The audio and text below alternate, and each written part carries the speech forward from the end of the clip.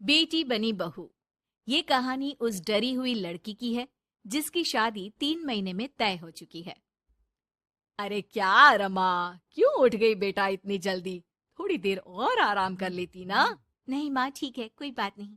ये बताओ, चाय के साथ नाश्ते में क्या लोगी? अरे कैसी बात कर रही है रमा, कल तक तो तू ऑर्डर दिया करती थी कि ये खाना है वो खाना है, आज तू हमें पूछ रही है, क्यों बेटा?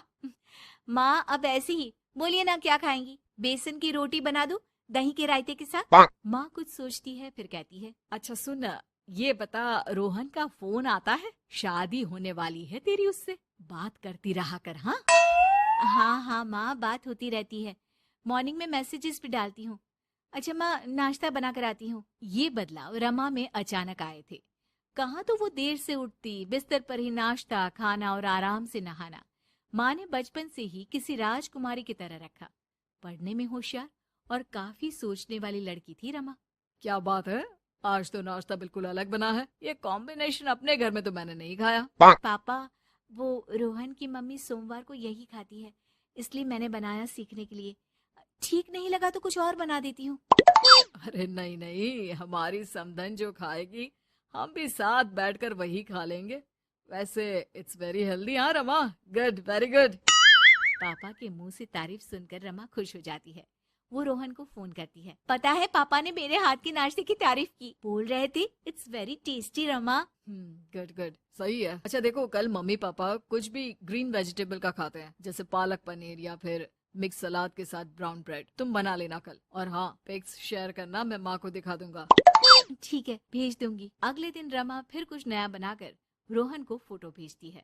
अपनी माँ को दिखा देना, ये मैंने बनाया है। तभी वहाँ उसकी माँ आ जाती है।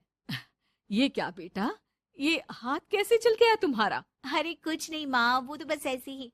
आप बताओ ना, क्या चाहिए? अरे कुछ नहीं बेटा, ला मैं हाथ में दवा लगा देती हूँ। माँ हाथ में दवा लगा रही थी कि पता नहीं रमा क्या सोच रही थी, थोड़ी परेशान सी थी। क्या हुआ रमा, क्यों परेशान लग रही हो?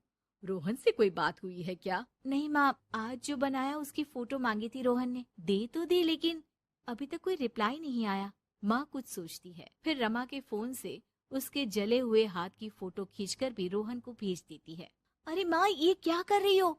वो सोचेगा कि मुझे काम करना आता ही नहीं। हाँ तो सोचने देना, पढ़ाई में नहीं मिल पाता था वक्त, जितना सीखा है काफी है। वक्त के साथ ही खाना बनाना, घर संभालना, सब कुछ आ जाता है। थोड़ी देर में रमा के फोन का मैसेज बजता है। रमा के पास रोहन का फोन आ जाता है। माँ को ये खाना देखने में ही अच्छा नहीं लगा, बोल रही थी कि तुम्हें बोल दूं कि अच्छे से बनाना सीखे। ना हो तो कोई क्लास ज्वाइन कर ले, मैं पैसे दे दूंगा। और हाँ, प्लीज यार, ऐसी डरावनी जलने कटने खून खराबे वाली फोटो मत भेजा करो। जल गई क्या? तुम्हें खाना नहीं बनाना आता क्या? मुझे ब्लेम मत करो। मैंने ब्लेम करने के लिए नहीं, बस अपनी सीरियस एफर्ट दिखाने के लिए ये फोटो भेजी थी। वैसे भी मैंने नहीं, मॉम ने भेजी थी, पता नहीं क्यों। ओ यार, तुम्हारी मॉम क्यों इतना इंटरफियर कर रही है? वैसे अभी ये हाल है तो बाद में तो वो हमारे घर में ही ताक जाग करती रहेंगी। उनसे कहो कि मैं तुम्हें उस घर के लिए तैयार कर रहा हूँ जहाँ अब तुम्हें पूरी जिंदगी रहना है। रमा को रोहन की बात ठीक नहीं लगती, वो फोन रख देती है, लेकिन सोच में पड़ जाती है कि आखिर वो ये बात माँ को बताए कि नहीं। अब हर वक्त या तो वो रोहन का बताया खाना बना रही होती है, या उसके कहने पर उसकी पसंद की टीवी शोज, वेब सीरीज या फिर किताब पढ़ रही होती है।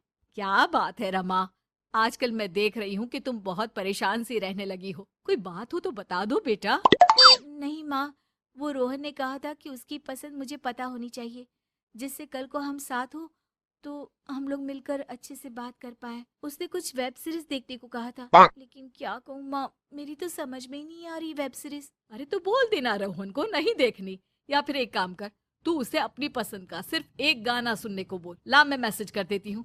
ना ना माँ, आप तो रहने दो। पिछली बार भी जब मैंने उसे बोला कि आपने मैसेज किया है तो वो गुस्सा हो गए थे। अच्छा, क्या बोल रहा था? यही कि माँ क्यों इंटरफेयर कर रही है, मैं तुम्हें उस घर के लिए तैयार कर रहा हूँ जहाँ तुम्हें पूरी जिंदगी रहना है। माँ अब समझ जाती है कि रोहन उसकी रीमा के लिए ठीक नहीं है।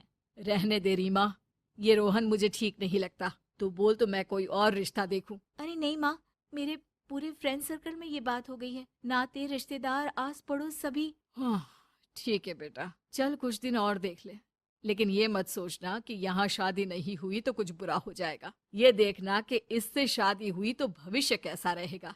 समझी? प्यार, विश्वास और इज्जत से बढ़कर कुछ भी नहीं है। रीमा माँ की बात पर हाँ बोलकर वहां से चली जाती है।